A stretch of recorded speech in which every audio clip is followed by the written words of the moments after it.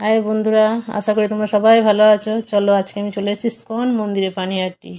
চলো দেখাই তোমাদের। আমার মেয়ে দেখো দৌড়াতে দৌড়াতে চলে আসছে জিনিস দেখে, কত সুন্দর জিনিস, গোপীর সব জিনিস। দেখো কত বই, ভগবত পাঠ, গীতা, ঠাকুরের কত বাসন, মালা। ঠাকুরটা খুব সুন্দর সাজানো গুছানো, একদম ভালো লেগেছিল আমার গিয়ে। দেখো আশা করি তোমাদেরও ভালো লাগে। দেখো শীতলা ঠাকুর, বই, কত ধূপকাঠি, মালা তো বললাম মালাই আছে। গোপীর ড্রেসগুলো দেখবে, গোপী ড্রেসগুলো দেখো, ড্রেসগুলো দেখার মতন সুন্দর লাগছিল।